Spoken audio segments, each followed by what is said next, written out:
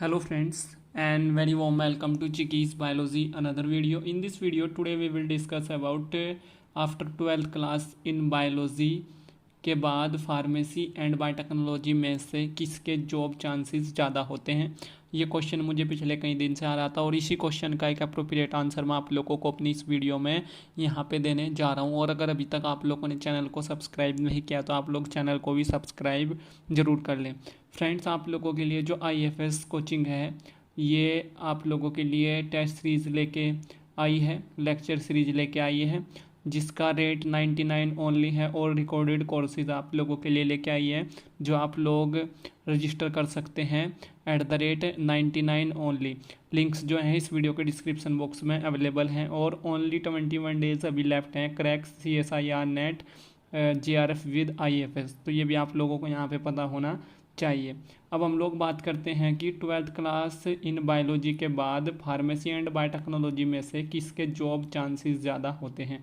Friends, आप लोग जो हैं आफ्टर 12th क्लास बायोलॉजी या 12th class math B pharmacy and biotechnology दोनों ही फील्ड के कोर्सेज कर सकते हैं।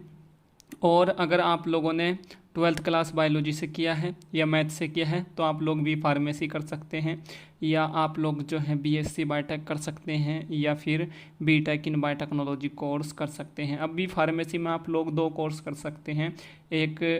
फार्मेसी में आप लोग दो कोर्स कर सकते हैं, एक डी फार्मेसी जो फार्मेसी का डिप्लोमा कोर्स है और एक बी फार्मेसी जो फार्मेसी का एक बैचलर कोर्स है। और डिप्लोमा कोर्स 2 ईयर का है डी फार्मेसी और बी फार्मेसी जो कोर्स है वो 4 ईयर का कोर्स है। बायोटेक्नोलॉजी फील्ड में जो एक कोर्स है वो 3 ईयर का है जिसको हम लोग BSc बायोटेक्नोलॉजी कोर्स बोलते हैं और दूसरा जो कोर्स है वो 4 ईयर का कोर्स है जिसको हम लोग BTech इन बायोटेक्नोलॉजी कोर्स बोलते हैं। तो कौन से कोर्स को करके, फार्मेसी के कोर्स को करके या बायोटेक्नोलॉजी के कोर्स को करके फर्स्ट जॉब आप लोगों को मिलती है, किसके चांसेस ज़्यादा रहते हैं। तो फ्रेंड्स, आप लोगों का ज़्यादा टाइम न लेते हुए मैं बता देना चाहता हूँ कि जो चांसेस होते हैं वो फार्मेसी के ज़्यादा होते हैं, बी फार्मेसी कैंडिडेट्स के ज़्यादा होते हैं, फार्मेसी फील्ड्स के जो कैंडिडेट्स होते हैं उनके ज़्यादा होते हैं अगर हम लोग उनका कंपैरिजन बायोटेक्नोलॉजी फील्ड के साथ में करें। क्योंकि फ्रेंड्स, इंडिया जो है वो एक डेवलपिंग कंट्री है और जितनी भी डेवलपिंग कंट्री हैं वहाँ पे बायोटेक्नोलॉजी का जो स्कोप है, जो जॉब मिलने के चांसेस हैं वो कम है अगर हम लोग उसका कंपैरिजन फार्मेसी फील्ड के साथ में करें। वैसे तो फार्मेसी फील्ड भी ज़्यादा उतनी अच्छी नहीं है अगर हम लोग बात करें, बट इसका जो स्कोप है डेवलपिंग और डेवलप कंट्री में वो कहीं ज़्यादा है अगर हम लोग उसका कंपैरिजन बायोटेक्नोलॉजी के साथ में करें। तो अगर आप लोगों को pharma and bio pharma jobs में इंटरेस्ट है, मींस कि आप लोग फार्मेसी जॉब्स करना चाहते हैं, बायोटेक्नोलॉजी जॉब्स करना चाहते हैं, तो आप लोगों को दोनों ही जॉब्स भी फार्मेसी कोर्स के बाद मिल जाती हैं। और बहुत सारी कंपनीज़ ऐसी हैं इंडिया में जो भी फार्मेसी कैंडिडेट्स को या फार्मेसी कैंडिडेट्स को बायोटेक्नोलॉजी और फार्मेसी दोनों ही फार्मा कंपनीज़ में रिक्रूट करती हैं और फार्मेसी कैंडिडेट्स के चांसेस बहुत ज़्यादा होते हैं, ये लोग दोनों जगह जा सकते हैं। बट बायोटेक्नोलॉजी जो कैंडिडेट्स हैं वो लोग सिर्फ बायोटेक्नोलॉजी इंडस्ट्री में अगर जाएंगे तो उनको वहाँ पे गुड सैलरी, जॉब सेटिस्फैक्शन, ये सभी चीज़ें मिलेंगी, प्रमोशन मिलेगा। बट अगर वो लोग फार्मेसी फील्ड में चले जाते हैं तो फ्रेंड्स वहाँ पे उनको माइक्रोबायोलॉजी सेक्शन में रखा जाता है जो उतना अच्छा सेक्शन नहीं माना जाता। तो ये जो है बहुत बड़ी एक प्रॉब्लम उनके सामने वहाँ पे खड़ी हो जाती है।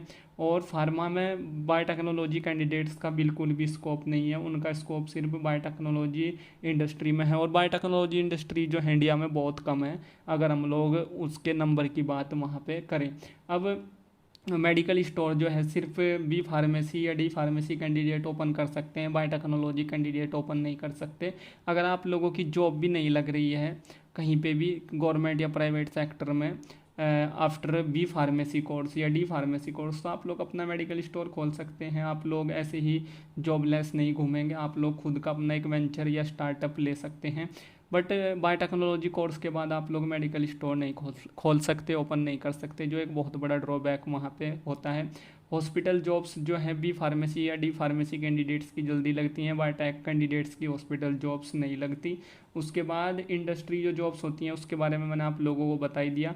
और जो रिसर्च जॉब्स होती हैं वो बी फार्मेसी और बायोटेक्नोलॉजी दोनों ही कैंडिडेट्स कर सकते हैं। बट जो फार्मेसी रिसर्च है उसमें सिर्फ फार्मेसी कैंडिडेट जा सकते हैं। बट जो बायोटेक्नोलॉजी रिसर्च है उसमें बी फार्मेसी और बायोटेक्नोलॉजी दोनों कैंडिडेट्स जो है वहाँ पे जा सकते हैं। तो ये भी आप लोगों को यहाँ पे मानना पड़ेगा, इसको भी आप लोगों को समझना पड़ेगा।